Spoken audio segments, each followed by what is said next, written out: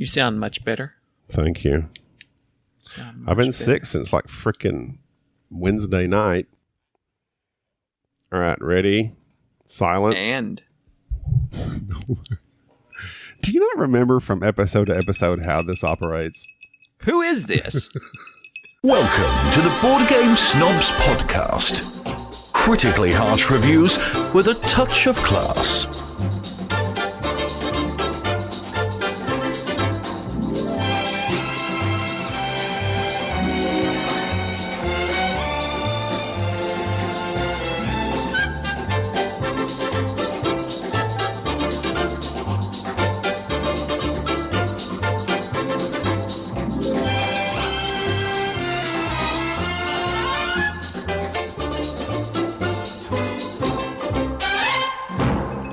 And go. Yes. Welcome to the most illustrious board game award ceremony ever. This is the Board Game Snobs. I'm going to have to find some Snobbies. generic award music to set behind this. No, we don't need no generic award ceremonies. You're the host, but technically I'm the host of the Snobbies. I'm the Ricky Gervais of this show. Yeah, everybody loves that guy. Everybody loves that guy. Remember when he implied that all of Hollywood was nothing but degenerates? Who knew? He was ahead of the curve. Head of the curve. Just like us. No. I'm losing my curves. Yeah, good for you. Yeah, you've lost like 40 pounds. Yeah. Over what period of time? Since June 1st, I was 365.5.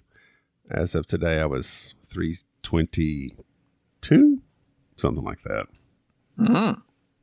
Very nice. Of course, I was sick this week, so I lost like 7 pounds just this week alone. And I can't help but notice as we are, video chatting, Skyping, whatever the kids call it, that you're shirtless. Is there a reason why I have to stare at your bare-chestedness while we do this podcast? I thought you liked it. No. You have no air conditioner, I believe is what you were saying. I've started a fans only account. So here you go. Because you have no air conditioner. Get it? Fans only. Oh, that's a good one. We're off to a great start. Yeah, our you know how when you run an air conditioner, what air conditioners often do is take the humidity out of the air, and that's why air conditioners have a condenser coil on it that releases all the water. Well, apparently condensation has apparently been running under our floorboards, and they're starting to warp. My wife discovered that. Decides we don't need to run the air conditioner. Therefore, I am shirtless as of right now. Yeah, and that's not even. That's just mildly disturbing for me. But I can turn the camera off. I can turn the camera off so that I'm not turned on. I'm 2 drinks in. There you go. But hey, let's reel it in. Reel it in. Let's keep this award ceremony as themeless, simple, and bland as a Stonemaier game. Oh, snap. Oh, shots fired. Or any other award ceremony. Right. We need to have some long-winded That's the one sad thing is that we should have people on to do like acceptance speeches for these games. So we'll just have to I'll announce the winners and you do the acceptance speech. How about that? Oh, I'm sure that'll go swimmingly. Let me pull up BGG so I can find out what games we're going to talk about. Okay. All right. I'm ready. Well, first off, our first category is best podcast. Oh, and I think I'll take without a doubt, that's us. I'd like to thank our fans, not listeners, our fanatical listeners that email us on a regular basis. Richard Lupino, Bill Jazzer, Soul Train. Oh, you just do 3? You don't remember Lindsay? Oh, yeah. I'm Sonnengard. You're 2 drinks in. I'm 4 beers in. So Chris LaFleur. We can literally name our fans. Let's say you got go on and on and on. That's what people are tuning in for. Yeah, and the runner-up podcast is the Gamecasters. Those degenerates over there. I don't know who voted for them. I see. Now you're compelled to say that because you're in the network. I am in the network. I'm getting every time I say Gamecasters, I get a check. So as I try to weave their name into everything here, the quality of their show, what is it? 5 cents? It's all right. A buffalo nickel? No, it's wooden good. nickel? It's good. I'm just kidding. I love Bob, Gamecasters. Bob, John, and Regina. It's Jeffrey, and Regina. Jeffrey and Regina. And the Ryan, main guy is Brian. Brian. I love Brian. No, wait, that's Superboard Sunday. Hey, Look speaking there. of... I'm shouting out some of our other podcasts in the same network. Yes, other fans that thought it would be wise to start a podcast. But now they're finding out that creativity is hard. No, that's all right. Don't make me laugh. I can't do Keep at it, Frankie. I can't do You're the star of the show, Frankie. Don't let them keep you down. Can't do a wheezy cough every single time. That's okay, Wheezy. George and Wheezy. Moving on up. Since we won Best Podcast, well, what is your favorite episode of last year of ours? You asked me that, and I think we just progressively just get better and better. But with that in mind, I like the ones where it's me, you, Enrique, Bubba, Mike. There was one where Mike came on. I think it was like episode 40, but it was from January of 2019. I remember having a good time on that one. I believe that's when we discussed... Yeah, that one actually, is strangely enough, has our most downloads. The one with Mike, like episode 40. Really? That's insane. Yes, it bothers me. It legitly bothers me. And it's not like Mike brings anybody. No, he Mike does not bring the boys to the yard. No, he doesn't have a milkshake. Maybe we just kick it up a notch when we have guests on. I think it was because that's when we got featured on Podbean or something like that. Yeah, I think so. I think or so. Reddit. Plus, I was like, I think we got a hit on Reddit that time. I think, in my opinion, either episode 77. That was the nays have it. The nays have it. And we were trying to borrow the lawnmower, and I said the nays have it, our neighbors. Oh, you remember that? Yeah. That was a good one. Episode 77, the Judge Advocate General, the JAG episode. To me, that'll go down in the annals of time. Yes. And speaking of annals, if you start at episode 80 and go all the way up, I think it's to episode 85, that's where we did, like, for some reason, we did BGG, a pre-BGG, and then those 3 episodes where there's like 3 or 4 of us on there, and then we did the Pod Snaps and the Mandalorian, and then we ended it with the City of the Big Shoulders. I think those are probably our best episodes. You could really tell that I was on my meds back then. Were you less mean to me? Slightly. Oh. All right, Big Easy. Our next category is our best beverage of the podcast. What was your best adult beverage? I like saying adult beverages. It sounds like makes it sound like X-rated. It does. It sounds like an erotic drink. What was your best erotic drink of 2019? Yeah. I'll give you some time to think about that. 2019 is when I discovered Japanese whiskey. And it's that Suntory, which is really good. I found another brand called Hatozaki. Hatozaki. I'm not saying that right. I'm sure you're not. Yeah. It's great. I like to sip my Japanese whiskey while I'm watching anime and playing Street Fighter. I do like Japanese whiskey. We went to before the world closed up in March of 2019, actually. No, wait. Yeah. No. It was May of 2019. We took a trip down to Austin, Texas, the California of Texas. And DJ had actually bought 2 Japanese whiskeys, and one was that Suntory that you like, and one was something else. But they were both very smooth. But, however, nevertheless, henceforth, Mike had a Macallan. I think it was a Macallan 12. Is like came in a big blue box, and it was a Scotch. That's my favorite.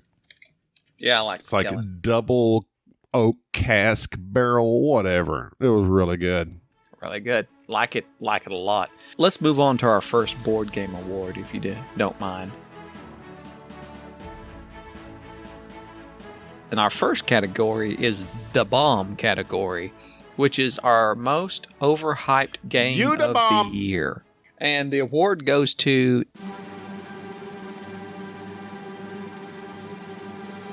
Tapestry. Now, I just want to rant and rave a little bit about Tapestry. It currently sits on BGG with a rating of 7.5. Supposedly, the weight of Tapestry is 2.8. You got to be kidding me. No, and to give you an idea, it is ranked, I kid you not, number 177 in the strategy category of board games. It is ranked higher than the following game. So this, in terms of strategy, supposedly... In terms of strategy of a game where you have one of 4 tracks you run up, that's literally all you do. Right. So according to all those who rate this, it is ranked higher than the following games. The Gates of Loyang. Oh, my God. London. No. Gugong. Pshaw. Yeah. It is. And we don't even like Gugong that much. It falls right... Gugong is also a series of tracks, so they're kind of similar. The game, it falls right. Hey, quick below. question to you: Gugong or Tapestry? Gugong. Good God! Don't even close. Good God! The game that Tapestry falls right below is the Great Zimbabwe. The Great Zimbabwe. The Great Zimbabwe, the Splotter game, if I'm not mistaken. Not to make fun of your lisp. Sorry. I don't worry about my lisp. I don't. My lisp. Don't bother me a bit. The Great Zimbabwe? Right. Are you kidding me? Yeah, it's up there. Tapestry is just below a Splotter game. Yep. Wow. It is ranked 242 out of all the board games ever made. Just yet another reason the BGG rankings have become null and void.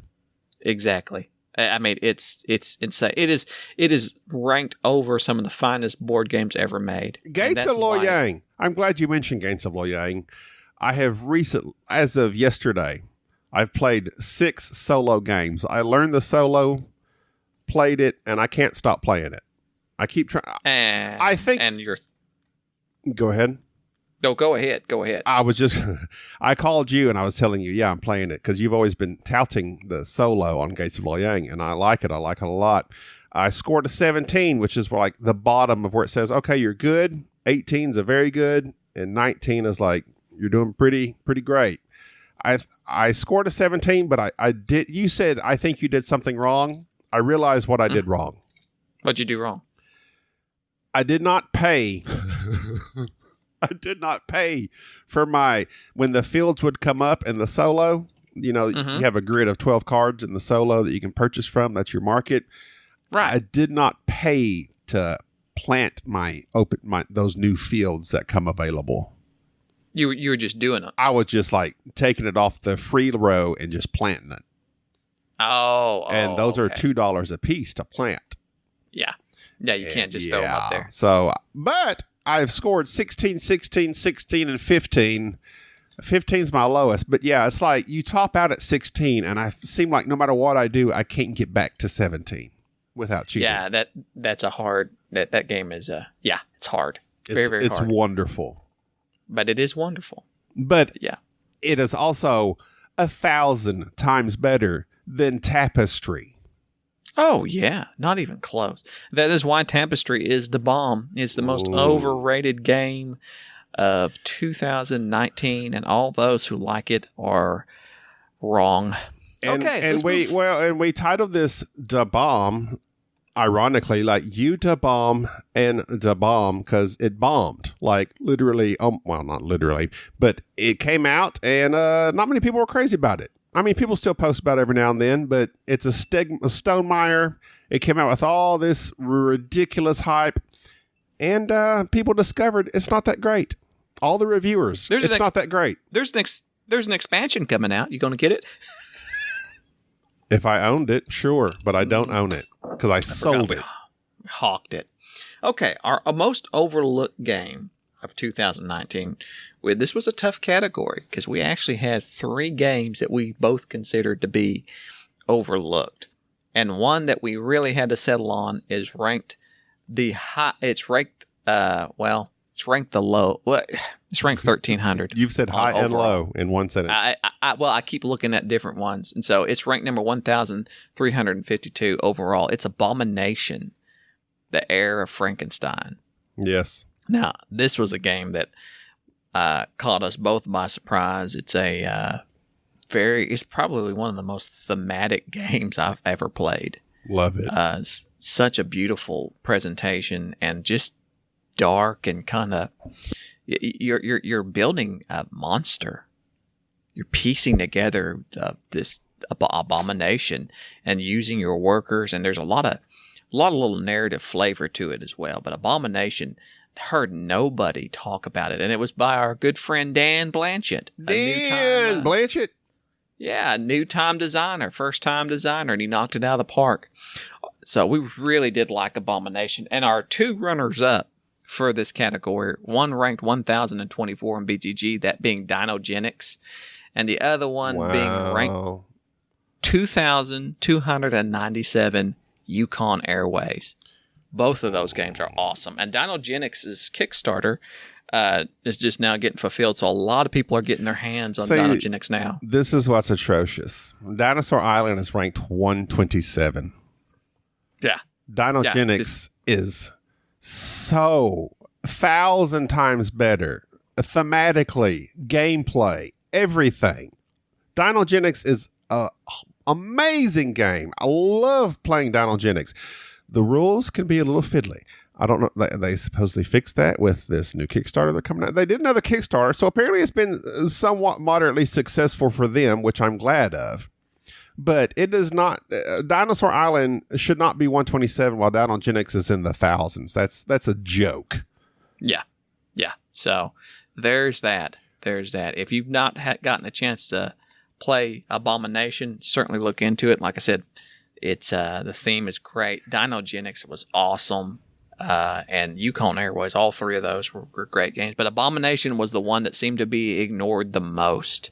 Abomination also came out with a solo, which I've been wanting to try. Moving on to our next award, our Beverly Hills Chihuahua 3 award. You're really plowing through these awards. I'm plowing through these awards. We got to get through this. Okay. We got to get through this. It sounds like our something Beverly we thoroughly enjoy. Got to get through it. I got to get through it. Put your head down. Look, the Oscars are like 3 hours long. People don't want to, and there's a reason their ratings keep tanking, is that they don't have a quality host, and it takes forever. So, and now an ad from the Gateway Network. Do you like mediocre podcasts? Well, then you'll love the Gateway Network. Come listen to amateur board game enthusiasts prattle on about the game that they just purchased that's literally been on the market for 4 years. Want to hear a podcast that doesn't use microphones? Check out the Gateway Network. Recorded on my iPhone 6. Oh, the Gateway Network, where all your enthusiasm comes to die. Wait, we're supposed to be promoting this network. Oh my God, we're with that network, aren't we? Yes. You put us there. Edit that out. But seriously. That'll make Brian mad. But seriously. Brian gets really angry. His name is Ryan. That's what I said. Ryan. What kind of name's Ryan? What kind of name is Ryan? It's like Brian, but without the B. Who are these people? The Beverly Hills Chihuahua 3 Award, which if you haven't seen the Beverly Hills Chihuahua 3, it's a great film. Eric loves it. Eric's a big fan. This award is of the game that we personally enjoyed, or one of us enjoyed, but the other person or everybody else seems to hate. And Gabi has one and I have one. And go ahead. What was your Beverly Hills Chihuahua Award, Gabi? Oh, hold on.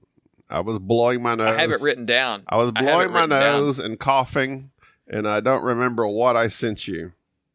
Dawn of Mankind. Oh, yeah. And we both really liked Dawn of Mankind. We played that at BGG 2019, and I was so surprised at how quick and simple, but yet, I mean, it was, what do you call, I don't even know how to describe the game, but it was a taste your minstrel game, right? Right. And you were, go ahead. It's actually ranked almost 5,000 overall. Wow. Maybe we should have put that as overlooked. Well, I don't think it's overlooked. It's a great light game. It's very light. It's very light. It's you follow a path. It's almost like a path choosing kind of thing, because you're growing your civilization, but you also, oh my God, I don't know what I'm saying. You have choke points on the board. So basically, when you put a worker down, he follows this path, and you have to you kind of have to guess where your opponent might be going, because they can block you, and if they block you, you don't want to go there because you'll bump them out. It's very go there. Designer don't go there. Marco Pranzo. Yeah, and Marco Pranzo is the guy that did that game that we both hate, Historia, that has a lot of respect, but for some reason we both hate it. That was terrible. Yeah, we did not like Historia for some reason. No, but Dawn of Mankind, we played that with it's a 2.29 on the weight scale. It's very light. I never see anybody playing it on any posts on Instagram. It really is overlooked in my opinion. And right. Wait, what are we discussing? This is the game that nobody else liked, but you did. Matter of fact, we liked this game, and when I looked at it when it came out, I actually sent TMG an email saying, "Hey, can we get a review copy of it?" And instead, they sent us Chrono Corsaires, which is awful. Absolutely awful, which we hated. So, yeah. Oh, my Beverly Hills Chihuahuas award goes to Tavern of Tiefenthal. Apparently, I'm like the only person that liked that game. No, there's lots of people that like that game, but y'all didn't. Y'all hated it. I'm talking about lots of, but not snobbies. I know, but I enjoyed it. I'm glad you did. I'm glad you enjoyed rolling dice and then passing the dice around for some reason. I didn't like the passing of the dice. So, but I'll have you know that Taverns of Tiefenthal is rated 193, one step ahead of At the Gates of Loyang on BGG. I have zero respect so valid for whoever. So valid. The more you talk about the rankings, the more invalid. Is invalid and invalid the same thing? Pretty much. Basically, this is why our board game show is so important, because we got to get the word out to people. I need more ice. Hang on for a second. Oh, gosh. But, okay, let's move on to our Enrique award. Where is Enrique? Is he alive still? I saw him the other night. What's he up to? He caught a cat. He I think you trapped a cat. Yeah. Well, he has now named the cat and trained the cat. So now he has a cat. What's the cat's name? Bandit. Smokey? I don't know why I named it Bandit. No, just Bandit. That would have been a good one. He should have had two cats, Smokey and the Bandit.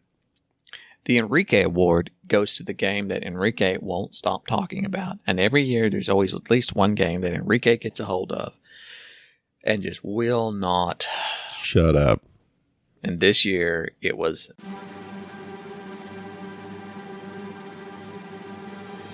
The King's Dilemma. Enrique can barely contain himself when we play this game. He loves the story, the choices, and seeing what the next card is, and the thematic flavor of The King's Dilemma. The King's Dilemma is just a simple bidding game, but the narrative attached to it is one of kind of like the Game of Thrones Hand of the King, small council type thing, where you're trying to guide this kingdom and its choices, and your choices matter and things happen. And it's a little bit of role playing, a little bit of bidding, and it's a negotiation. It's an interesting game. I thoroughly enjoy it, but Enrique loves this game. It would not shock me if he declared this to be his favorite game. Interactive narrative experience with legacy elements.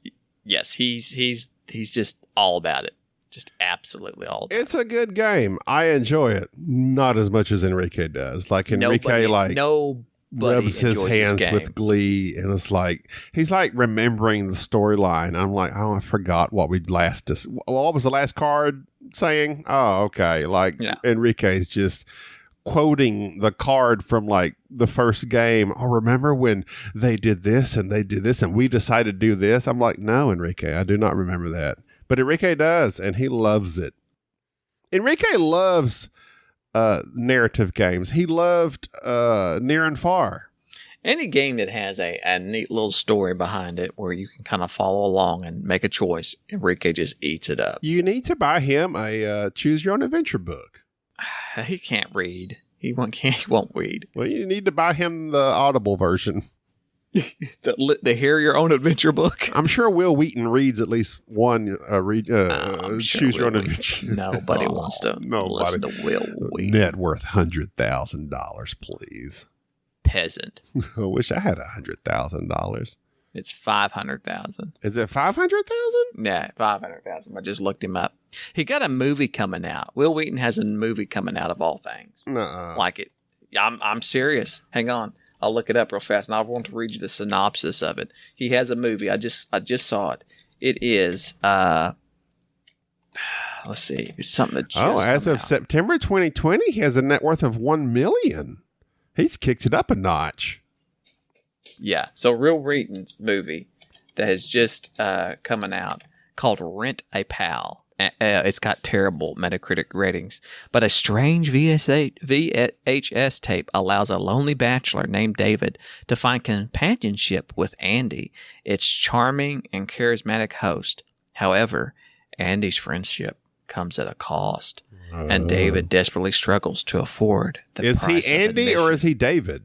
He's Andy. He's the guy on the television. Yeah, so he's narrating once again. Once again, yeah, he so wants to be on television. He makes a show about being on television. It's a thriller, supposedly. Is it? It's supposedly. So there you go. So anybody all he ever posts on his Instagram page is like pictures of his hair in the morning. He has hair, big deal. All right, our next award. This is our best solo. We should have named the overhyped award the Will Wheaton Award. Oh, he missed it. I'm just kidding. I really have nothing against Will Wheaton. I do. I don't like him. He seems a little smug, but he might be a nice guy. I don't know. I've never met him. No, I just don't like him. Why not? I think it's... You got to separate Will Wheaton from Wesley Crusher, Jerry. I can't separate the character from the man. He was also in Stand By Me, which was a good movie. He did a good job. He's a kid back then. I know. He was a kid as Wesley Crusher. Annoying. Kids in TV shows are just annoying. Name a show with a kid that's good. Like all of Stranger Things, which you worship. Touche. Yeah, okay. It's like I get so tired. Millie Bobby Brown, whatever that kid's name is. You keep always talking about. You won't shut up about. They're great. Yeah, I know. They're all right. No, they're not all right. They're all right. No, they're not. They're great. They're not amazing. They are. What could you do at 14, 15 besides pick your nose and fart? Wait. I'm just saying, is it just because they can read some lines and act like children on a television show? Yes. You know how hard it is to act natural on camera? Yes, I do it all the time. Whatever. And your fans only accounts? My fans only. Act natural. Play these board games with your shirt off naturally. The Best Solo Award. I have played several good solo games, but it was kind of a difficult year this year to kind of find us. There was too many, I feel, that we did not get to play solo. Yeah. Barrage has a solo. Ragusa has a solo. Didn't like it. You never played them solo. I did. No, I did. Didn't. I didn't like them. No, you I sure did. I don't believe you. I don't care what you believe. I played. You might read the rules, but you didn't play it. I played Ragusa solo before. Yukon Airways has a solo, and I've played it solo. Yeah, you told me you read the rules. No, I've played. You don't remember anything. You don't remember anything. Trust me. I've played. I played Yukon Airways solo. I can tell you exactly. But there's too many solo only games that also come out, as well as not even counting the GMT war game stuff. And I just don't feel qualified to make a solo declaration award. But I will. Because I really enjoyed It's a Wonderful World. I enjoyed playing it solo. I played the heck out of it. Go play Seven Wonders solo and declare that the best game of the solo game of the year. Did you play Wonderful World solo? Yes. I enjoyed it. thoroughly. It's fine. It's fine. It is. It's better than fine. No, it's fine as frog's hair. If you put that up against Wingspan, I don't know which one I like better. Oh, I hated Wingspan. They Solo. both. I mean, they're both about the same solo. I didn't like Wingspan Solo at all. Blitzkrieg, I thoroughly enjoyed Solo. See, I never got to play Blitzkrieg Solo. It's same as playing it 2-player. I really thought that the thing that held Blitzkrieg back to me was that there was an algorithm that you had to follow for the AI, but it wasn't that bad. I really did like Blitzkrieg as a solo game. It's just a wonderful world, man. It's quick and easy, and it's just charming little game that emulates a drafting game without it being really drafting. But I liked Wonderful World. But that was me. That was me. Moving on to our Fanatical Award, the award that our fans have given out. And this, our fans have given out? Yes, our fans have given out. They're tired of listening to you. Appreciate that. You're welcome. You're welcome. You're not a fan. I'm not a fan. Why are you saying you're welcome on behalf of the fans? Well, good. I'm just, on behalf of the fans, I'm welcoming you. You're welcome. God, I tell you what, you're getting harder and harder to deal with as you get, just because you're sitting there with your shirt off like this some sort of power move. I've been flexing this whole time. You're hot and sweaty. And now you're just mad. You like these guns. You like that? The Fanatical Award has to be for a game that we haven't played as well. And there were many games that came out last year that our good friends and fans kept telling us that we should try out. For instance, Clank Legacy, PAX Premier, and PAX Transhumanity. That's tended to be the game that we kept hearing, those games repeated constantly by our fans. The one that won out was